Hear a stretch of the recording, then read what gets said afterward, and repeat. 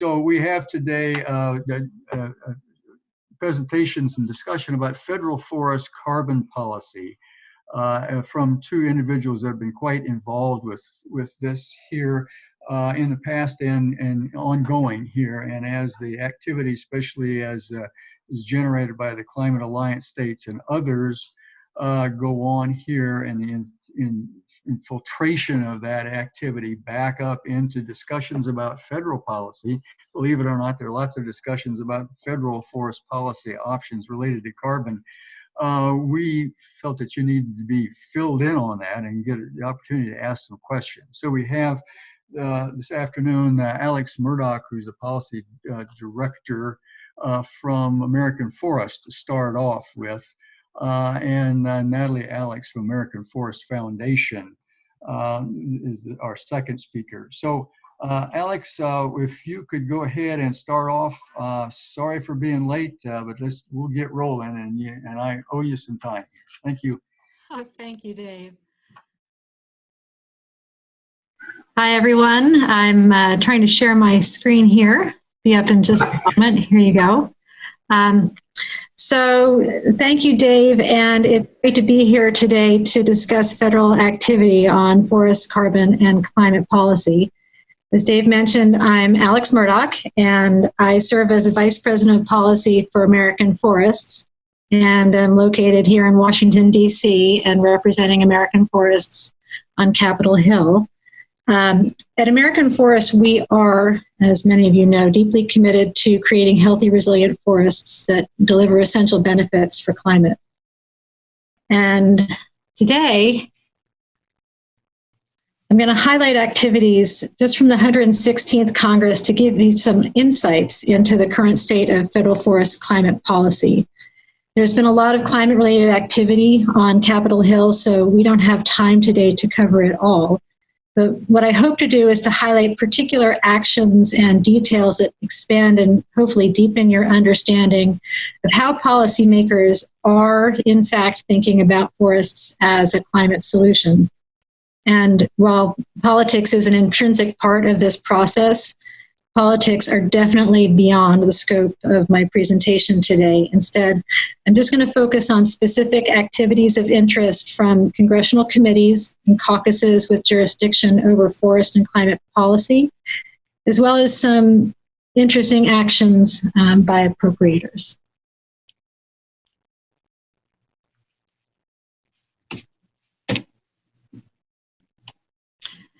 So we're going to start with the House Select Committee on the Climate Crisis.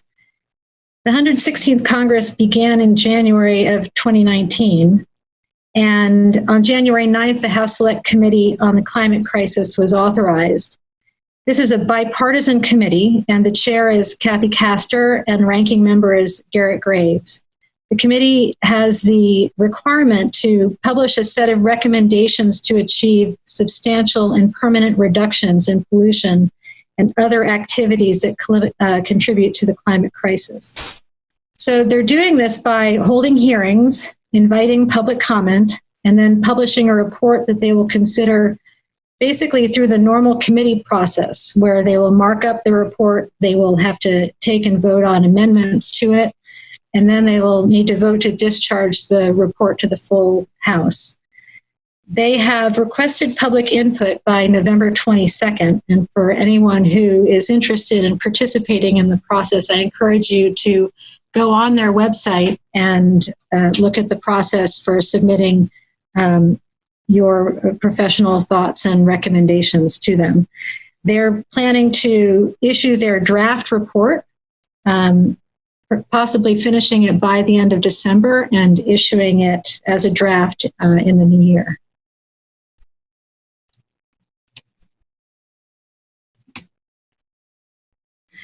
So as I mentioned, they've been quite busy and they've been holding hearings on many different topics.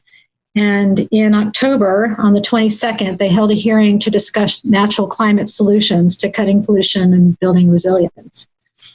And the witnesses for this hearing covered policy opportunities on public, private, and tribal lands, and that included in forests and on wetlands. They also discussed the need for transparent evaluation of natural systems with respect to climate change mitigation and adaptation. I apologize for all the words on this slide, but a couple of my slides are going to be like this because I want you to get a really clear focus on the words and language that is coming through that doesn't often get reported on in the news.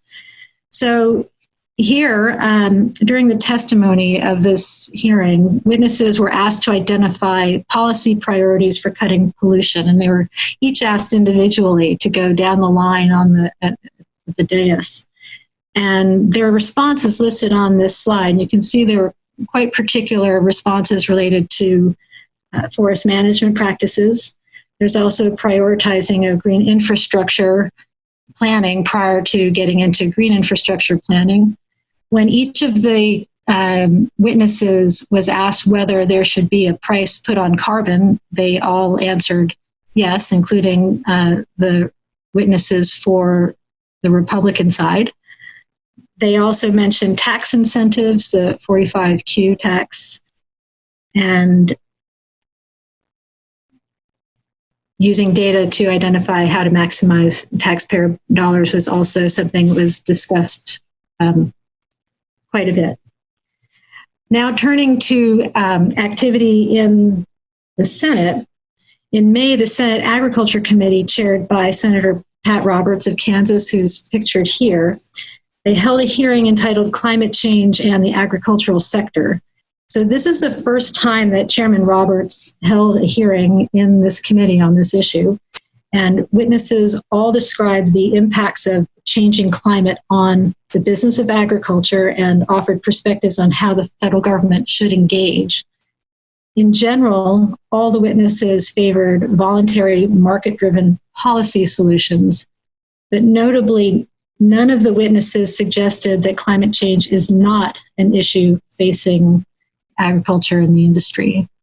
And as the quote here notes, Chairman Roberts opened the session by saying that obviously climate change is a complex and global issue. We must be thoughtful, informed, and deliberate in considering potential responses and consequences.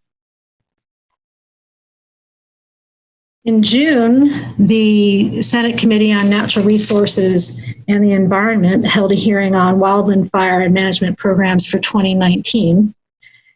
Prior to this hearing, Senator Murkowski of Alaska actually hosted committee members to visit Alaska with her, and she showed them firsthand how climate change is impacting her state.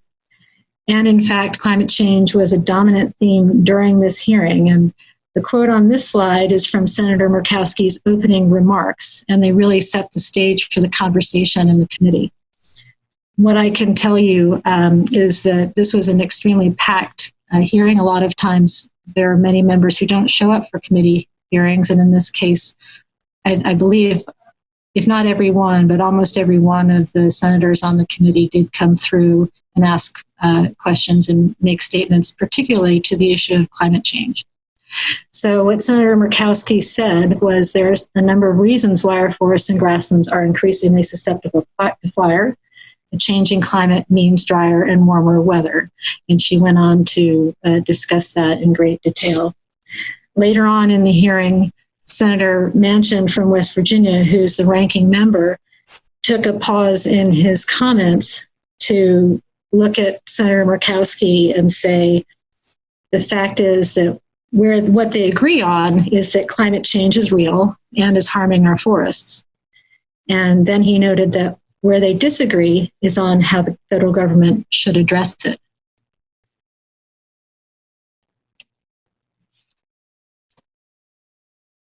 Going back to the House in August, actually in July, prior to the statement that's on this slide, Chairman Pallone and Subcommittee Chairman Tonko and Rush of the House Committee on Energy and Commerce and others on the committee announced support for a 100% clean economy by no later than 2050. Natalie is going to touch on the work of this committee a little later in her presentation, but I just wanted to highlight the statement on this slide by Chairman Pallone in August, because it relates to land and water resources. When the UN Intergovernmental Panel on Climate Change released the Climate Change and Land Use Report, he used his podium to underscore the importance of land and water resources as a part of the climate solution. And he specifically says that they can play a critical role in driving carbon out of our atmosphere while also maintaining the long-term productivity of land and the economic stability of rural communities, and deserve a prominent seat at the table as a part of the solutions that they are working on. So next we'll look at some of the caucuses that have formed on both sides of the hill. Because one way that lawmakers build support for policy initiatives is to form these caucuses and to get their colleagues to join them on them. And that becomes a symbol to others on the Hill as to where you stand on an issue, and is often seen, particularly in this arena, as a significant signal. So in this case, I'm talking about the bicameral Roosevelt Conservation Caucus, and this was formed this fall. Co-chairs are Senators Lindsey Graham and Cory Gardner, and Representatives Stefanik and Mast. And the focus here from this caucus is to begin to put conservation policy solutions forward that have a market-based element to them, including policy options that relate to climate change. And so some of the things that they've highlighted is free markets, private property rights, what they're calling smart regulation, and cooperative federalism. And again, this echoes what they discussed in the Senate Agriculture Committee as wanting voluntary activities to drive conservation and climate responses from the federal government.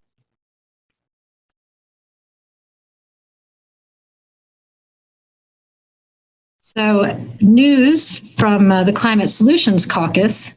The Climate Solutions Caucus had initially been founded just in the House. So this fall, the Bipartisan Climate Solution Caucus became bicameral. The purpose of this caucus is to educate members on options to reduce climate risk, and in some cases, they have been able to put out some legislation that has, but it's been a very slow-moving process for them. So now they have Senators Braun and Coons in the Senate have formed the caucus there. And the two senators have held two highly publicized roundtable meetings with industry CEOs. And most recently, they had a meeting yesterday, and this included the CEOs of two environmental groups as well, Environmental Defense Fund and World Resources Institute. And I understand that Senator Murkowski has now joined their group as well, and possibly a few more also.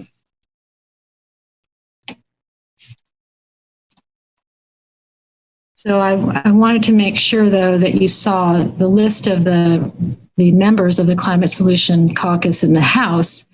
It was formed to be a one-to-one caucus where for every Republican member, there would be a Democrat member, but they've had trouble equalizing their membership in the 116th Congress, in part because many of the Republicans who had been members in the 115th Congress were voted out of office and their seats flipped to become Democrat.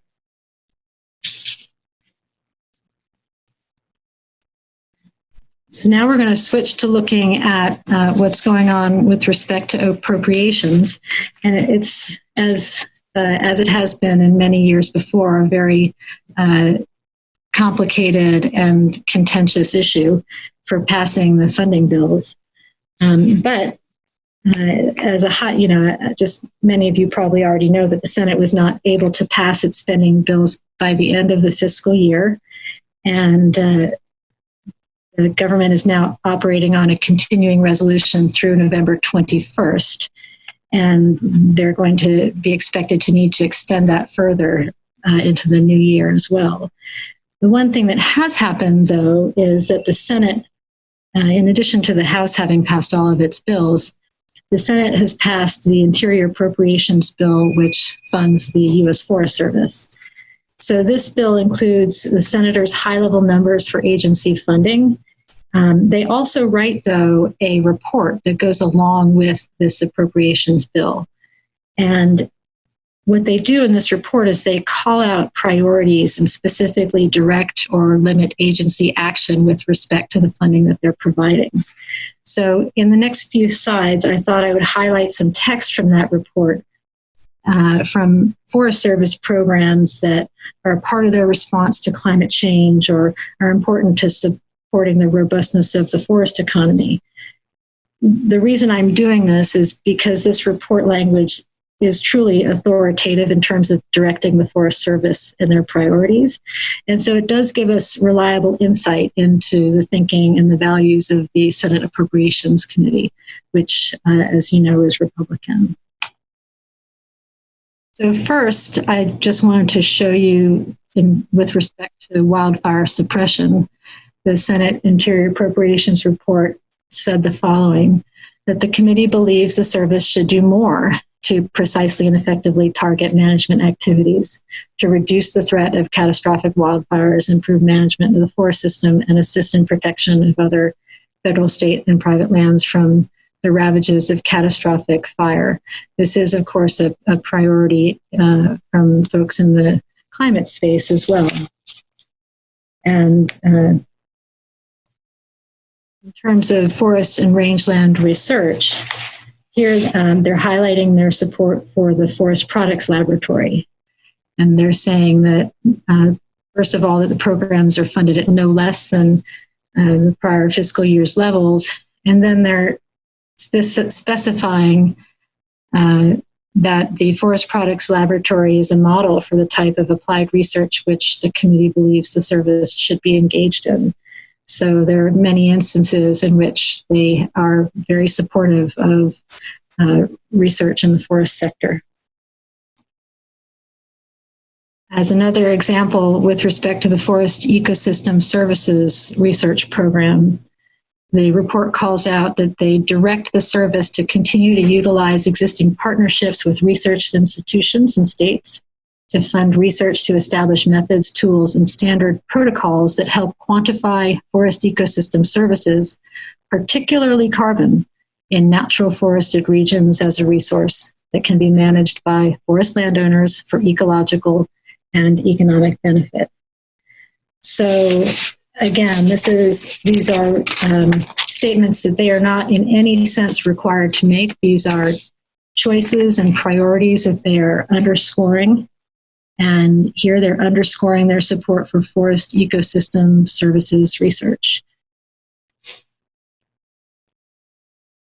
And as another example, with respect to the cooperative forestry program, they're encouraging the service to prioritize work with regional multi-organizational collaborations to support conservation efforts that help trees adapt to and offset climate change, as these partnerships can model best practices for effective urban and community forestry grant. So as a lawyer, to me, exact text like this is very important in helping us to cut through the rhetoric and the political stories that are told around Capitol Hill and throughout the country. And these few excerpts from hundreds and hundreds of pages of report text are not definitive by any means, but they do demonstrate that the Senate appropriators acknowledge climate change and that they are actively looking to prioritize programs that help forests in a changing climate. So this is the end of my slide deck. I'll just step back and mention what I consider takeaways from the activity on the Hill in the 116th Congress so far. And that is that if there is a theme in the action of the House Select Committee, the standing committees like the Agriculture Committee, and the Appropriations Committees, it's that in this Congress, they are focusing on what the federal government should do with respect to forests and climate. And in the committees of jurisdiction over forestry, leaders of both parties are on record saying change is real. And this is a theme that's been developing in real time over the course of the year. But this was not the case in the 115th Congress. Then it was a case of whether it was real or not. So now we're in a different space. We're moving into, we're not quite there yet in terms of activity that's happened legislatively, but we're in a place where we're now talking about what should be done, what are the mechanisms, what's the financial structure, and what are the priorities. So with that, I will turn it over to Natalie. Thanks, Alex. Let's see if this works.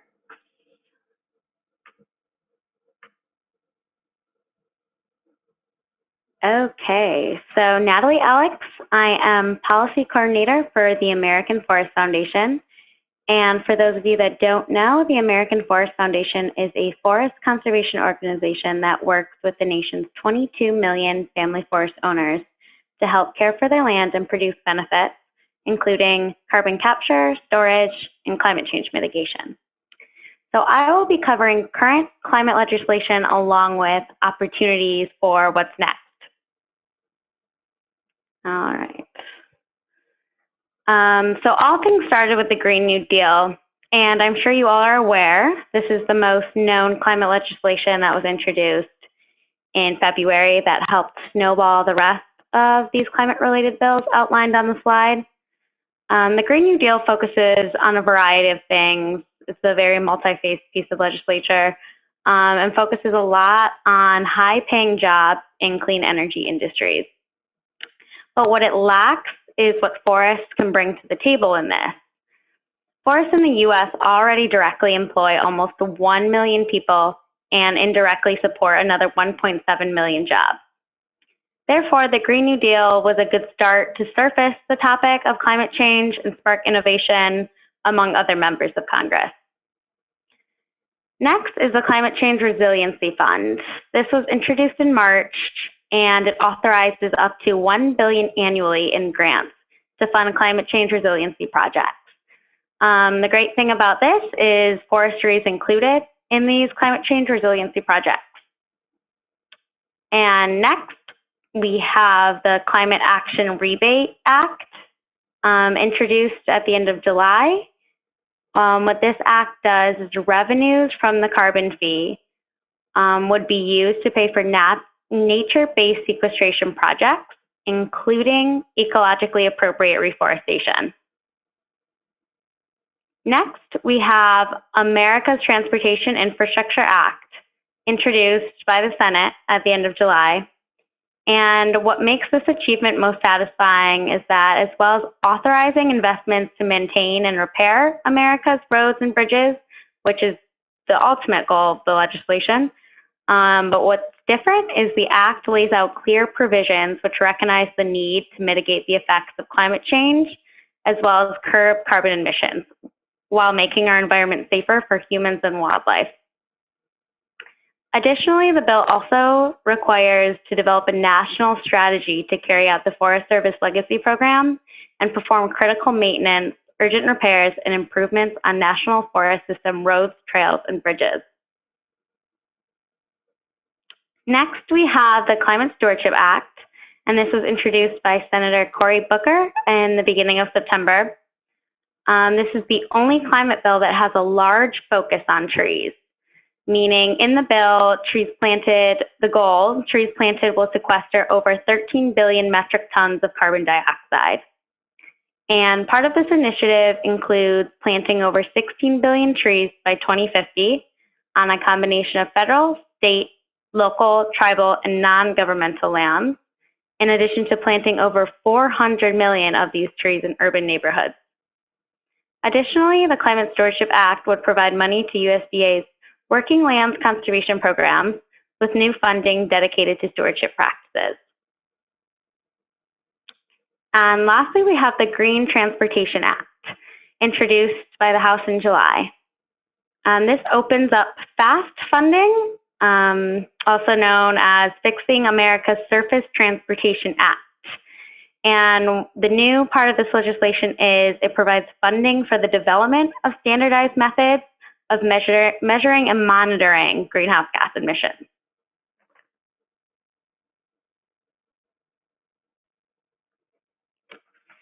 Next, we have the 45Q tax credit, which was originally enacted in 2008 and amended in 2009 as a policy intended to incentivize the construction and deployment of carbon capture and sequestration projects. Unfortunately, the tax credit only applies to geological sequestration. However, this summer, there was a request for comments in amending Section 45Q, and AFF submitted comments for 45Q to apply to specified forms of biological sequestration that would include forest management. Currently, they're still feeding through comments and still getting stakeholder feedback on the tax credit.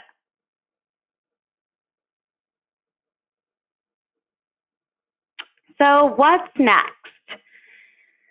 The Farm Bill hosts a lot of opportunity to incorporate forest climate-related policy, but unfortunately, the 2018 Farm Bill just passed in December, so we will not receive this opportunity for a few more years.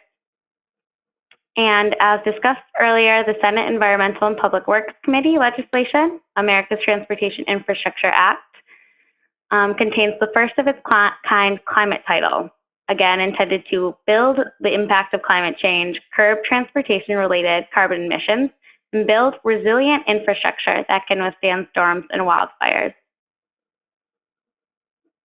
Additionally, the House Energy and Commerce Committee, as Alex said, is actively engaging with stakeholders working on forestry issues to achieve their 100% clean economy by 2050. And you can see their notice in the bottom right-hand corner. Overall, discussions around carbon and specifically foresting carbon is largely absent, but in the minds of individual champions, so there's lots of opportunity to come in the future.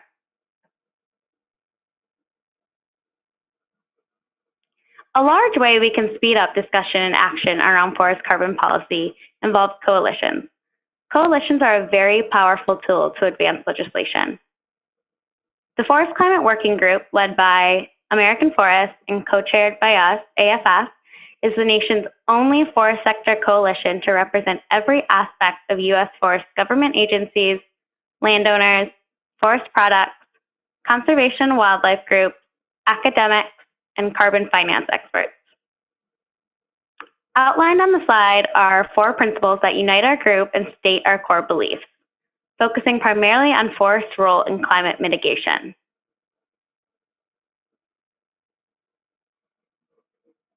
Here's just a glimpse at our membership, and together we are more powerful at tackling issues related to forest and climate change, and legislators are more willing to listen because of our diverse member list.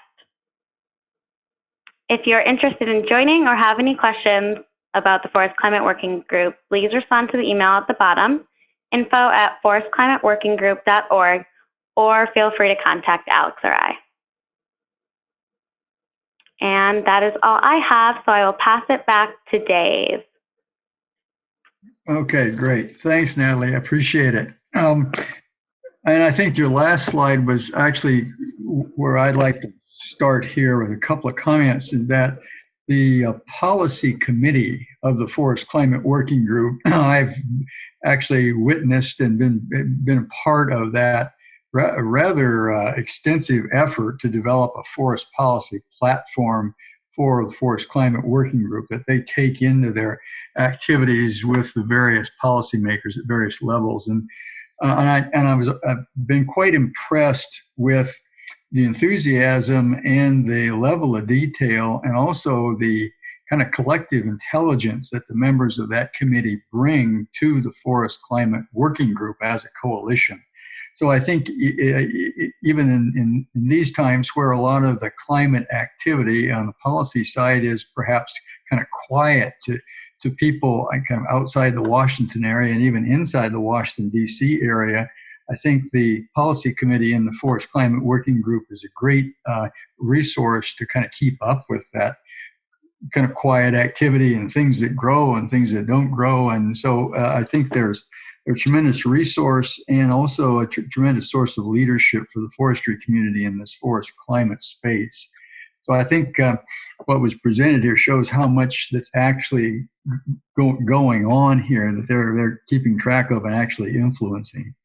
So so let's have some questions then from the audience. There's a couple of ways that you can give any questions. I'm looking at my Q&A. I'm looking at no open questions right now in this box. I'm beginning to feel like it was an old television commercial called the lonely Maytag repairman. Maytag washers were supposed to be so good that the repairmen were lonely.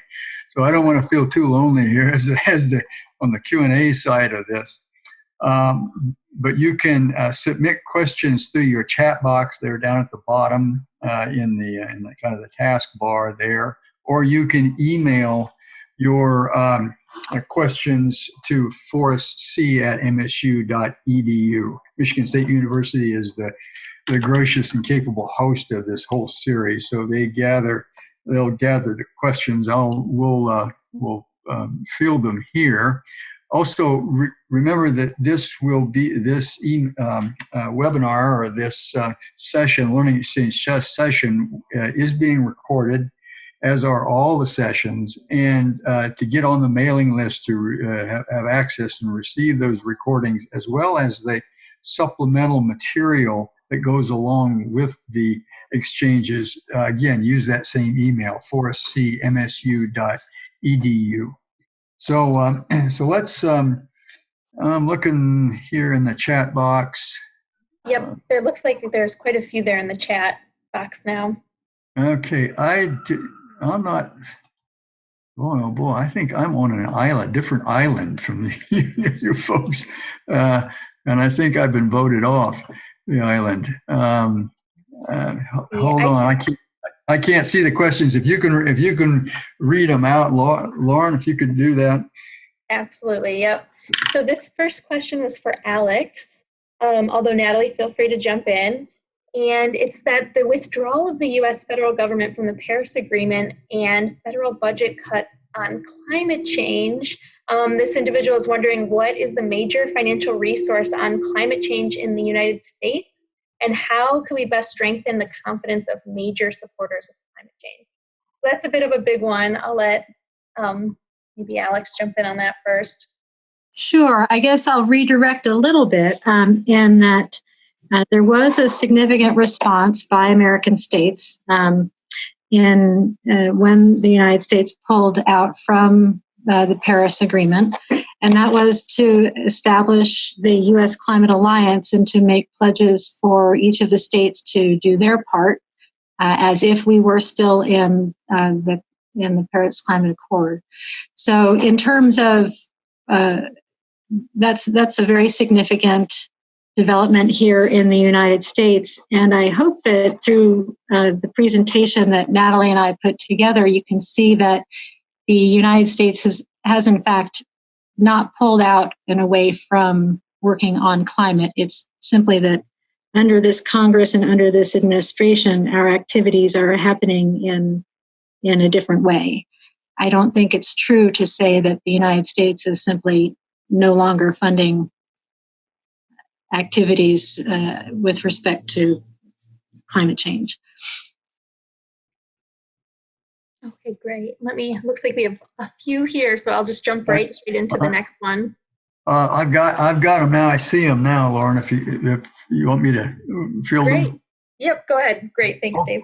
Okay, second, this is for Natalie or Alix, but Natalie is directed to what are the key factors driving forest policy on climate change for family forest owners? How are family forest owners considered in these various policy proposals?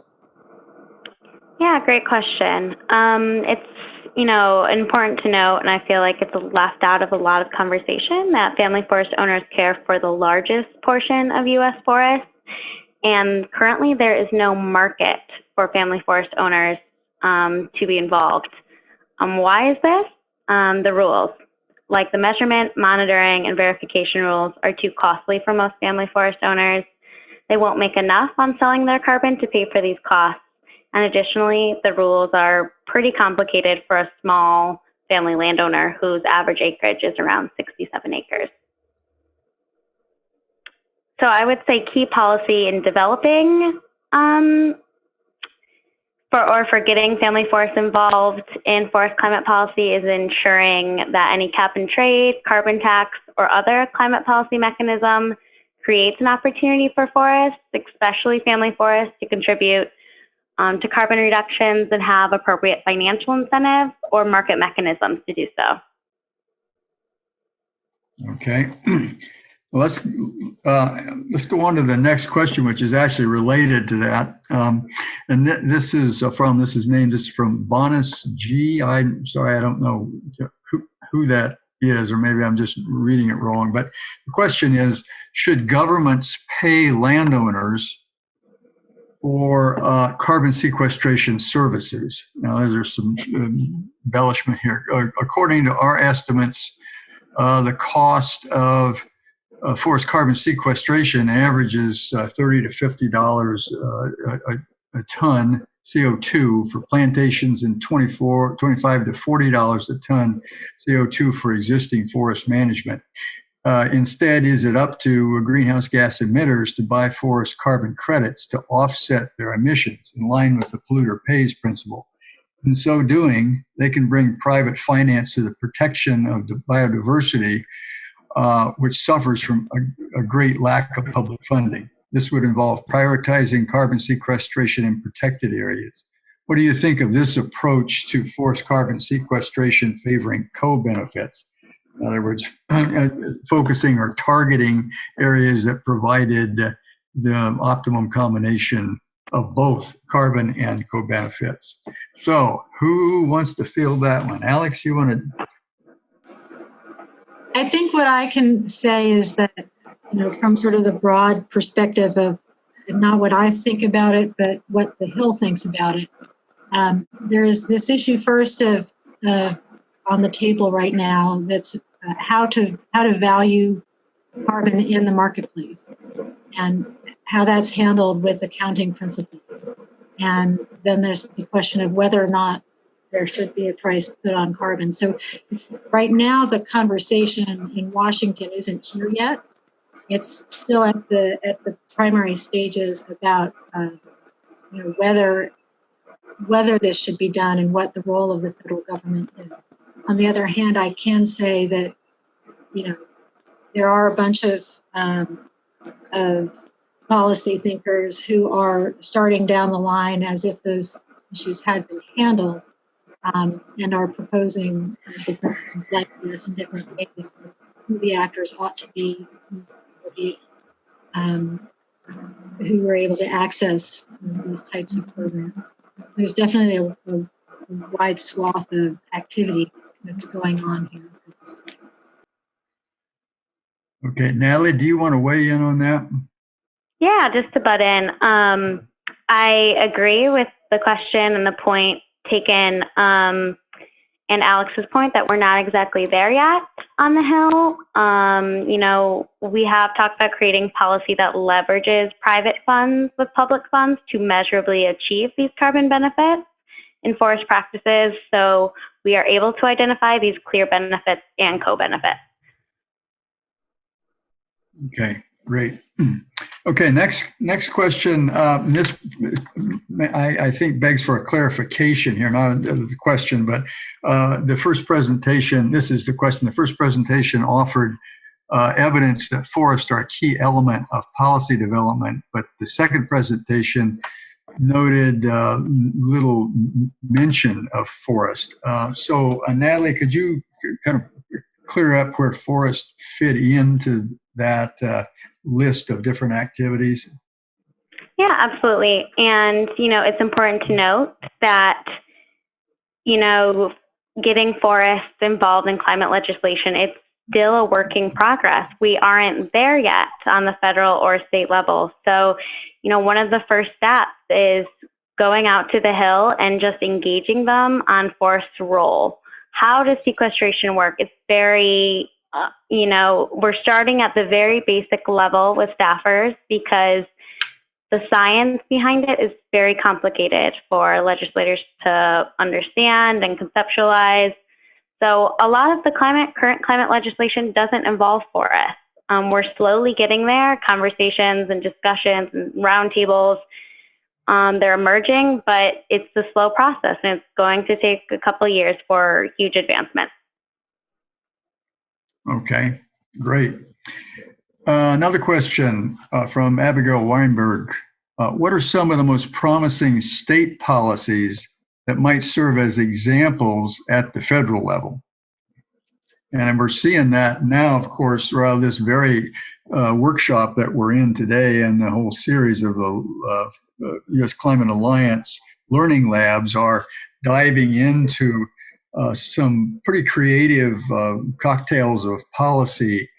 Some of them are experiments at the state level. So the states, as is always known, as are kind of experiments in democracy. They're also experiments in policy for forest and climate change. So what are some of the more promising things that we're seeing at the state level? Alix?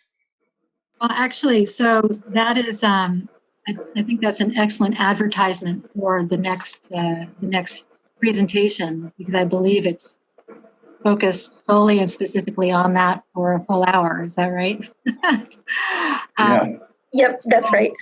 Yeah. So I'm not able to speak to that right now. But what I would like to add in this area is how important this type of learning and transfer is, because a lot of times we have folks on the Hill who are looking for things that have been proven to work before, and particularly on where states and their governors and state leadership is on an issue broadly, and on policy solutions more particularly. And so this is a really important venue and process direction for getting things onto the federal docket, so to speak. Yeah. Natalie, what do you see going on in the states that's interesting? I would agree with everything Alix pointed out. We have California's cap and trade program. Oregon was almost there last year. So it'll be a process, but these states are moving at very advancing paces. Okay. So next question from Leslie Bobby to all panelists, to both panelists. What do you think about the status of payment for ecosystem services from a carbon standpoint? And I'm assuming with this next part of the question, is there talk of what those types of values might be that we're talking about a range of ecosystem services, including carbon? So what are your kind of reactions to that? Natalie, can we start with you and then we'll go to Alix?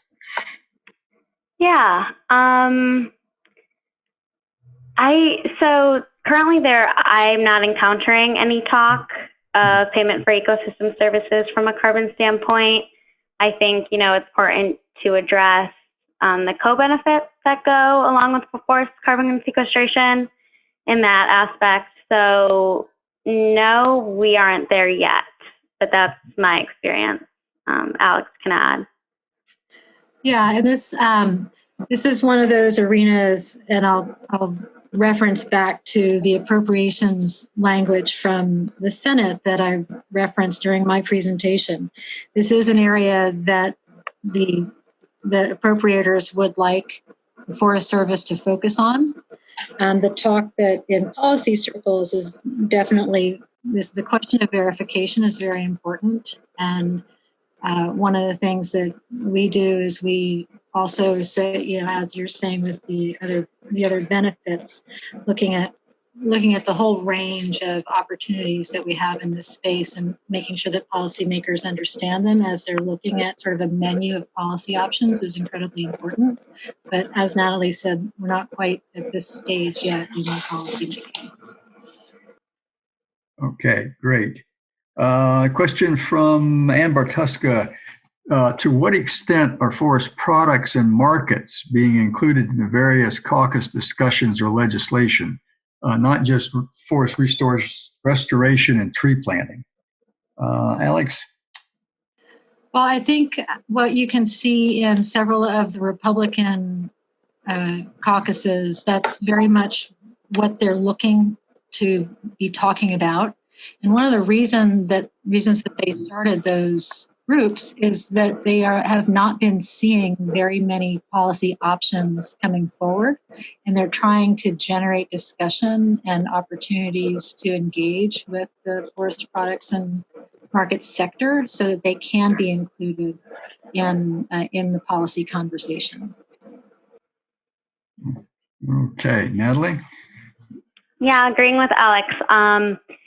There's a lot of discussion around including forest products and markets in conversations. Like I said earlier, I think there is just a disconnect between what is known and what isn't. Forest and carbon, it's very new to policy, and the first step is getting people engaged and aware of how the process works. Okay, great. Next question is not really a question, it's a comment. My name is John Mark Stockman, and your third summary paper was so good. How can I avoid plagiarizing? I think most of this, you're great, John. I think in most cases, the work that these folks do and everybody does is kind of made to be stolen. So, so I don't know how. I don't think we have any lawyers on the lookout for plagiarization. But Alix, if you want to make any comments on that, I guess. Yeah. I'm not a scientist, and I think it's great we have all these scientists to produce the data that we are providing legislatures in the Hill. Okay, great. Next question is, it's important to protect forest carbon stocks, sequestration, and reduce big emissions. What policies are discussed to protect existing stocks of forest carbon on public and private lands? Are there good inventories of such stocks and analysis of which are at risk? Dave, I think that one's for you. Okay. There certainly are very good inventories of stocks. There's quite a bit of work going on right now on the assessment of the risks of losing forest land, especially in and around urban areas. We know that when forest land converts to other land uses, we get a big loss or a recategorization of the forest carbon, including the forest soil carbon. And you can pick that up actually in a close look at the forest inventory statistics. So I think there's more work that goes on the kind of risk rating these, especially for those states that where avoided conversion is one of the big objectives of their policy program. Avoided conversion meaning the kind of the counterfactual approach. Okay, we know that some forests are more at risk of conversion to urban land, for example, than others, and can we actually target those based not only on their carbon, but also their range of ecosystem services. And in one program that's already been around for some time that does that. And again, it's not a climate program, it's a forest legacy program. That's the kind of program that requires that kind of analysis of at risk. But there are other certainly at-risk forests, and in particular forests that are in areas that have a heavy footprint of disturbance in forest health and drought, sometimes even combined there. So a good question, and we'll look over these questions. I think I can provide a detailed, more satisfactory answer as we look over the questions and get you some supplementary material. But good question. Okay. Okay, so but to John, due to our time limitations, I'm being directed here. That's good. I take direction well. Due to our time limitations, we won't be able to take questions directly, but please feel free to submit any questions to us in the chat box. Yep, that was an individual response there. You can skip that one for the group. Oh, okay. Yep. Okay. But the same advice applies because we're coming down to the end of our time here. And I don't want to hold people past. I guess I'm already doing that. So one last question, and then we'll head on. Based on earlier slides from Alix's presentation on the Senate Interior Probes report, it looks like funding for forest and rangeland research programs is aimed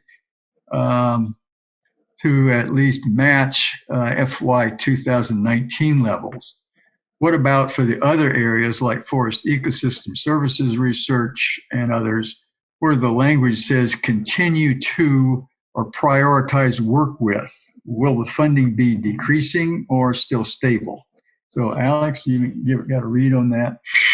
Sure, I can just explain in a small part why that kind of a language is in there. The Forest Service has changed the way they are accounting for what they call cost pool. So what that's done is it's had them pull out some of the costs for their administrative work and their administrative costs and staff costs from their individual programs. So they're no longer looking at last year's program funding numbers and able to compare them apples to apples with this year's proposed funding numbers in these bills. And so on a case-by-case basis, in order to signal to people who are reading these bills and report language, they're stating in front where the funds may not look like they are at least the same level as last year, but they are, because we're changing wholesale the way we account for and plan and budget and appropriate for the Forest Service. So it does have to be on a case-by-case basis where you have to look these things up, and I don't have my tables with me now. But in many cases, the Senate appropriators for the Forest Service are at FY19 levels or above. Super.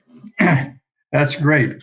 Alix and Natalie, thank you very much for very informative panel discussion. I know we had more questions that we could fit in here, and we may have to have you come back for an encore here later in the year, and so you can describe, who made the last turn of this policy soup over on the hill there.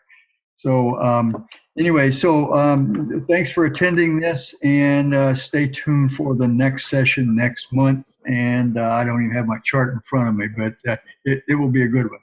So time to adjourn. Thank you. Thanks so much, Dave. Thank you, Alix and Natalie, for joining today. You got it. Thank you. Yep, and thank you to all attendees for sticking with us. I know the audio got a bit quiet there. So we will be adjusting that for the recording as well. It's just a final note. So thanks so much. Please look out for the recording. We'll be in touch by email, and we thank you for being here with us today.